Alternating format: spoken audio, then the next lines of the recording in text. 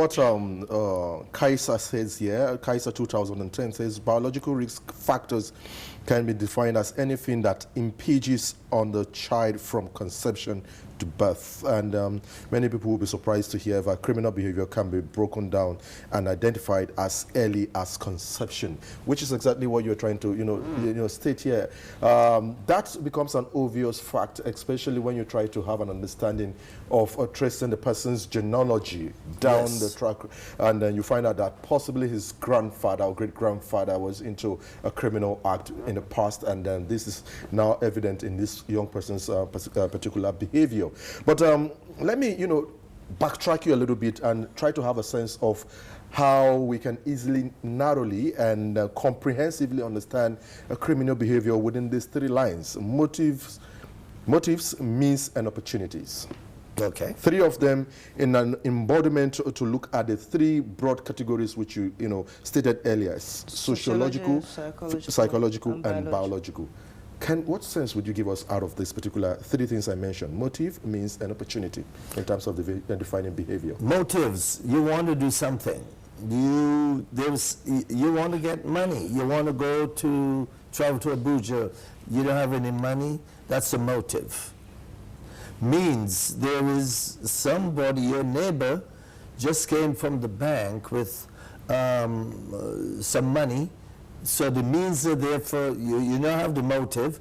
The means are there, your neighbor just wants some money, whether it's a lottery or they got a bonus from work for Christmas, and the opportunity presents itself.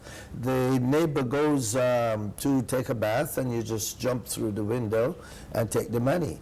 But how does that play into the nurture and the nature?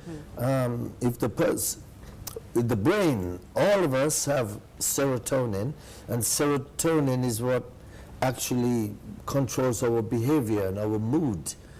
If those levels drop, then you're out of control. Sure. You don't know how to behave.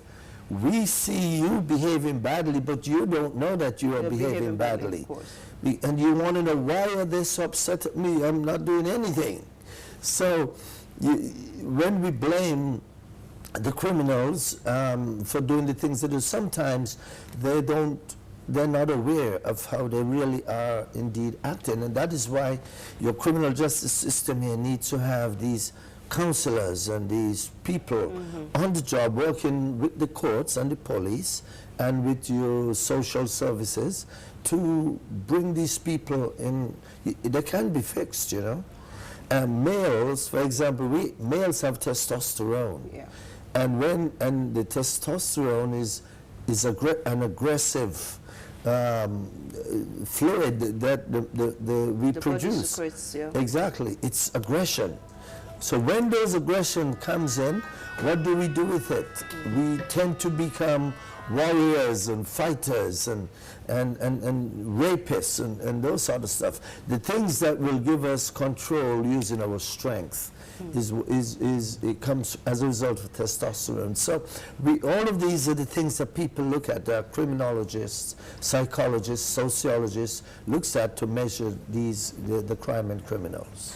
But aside,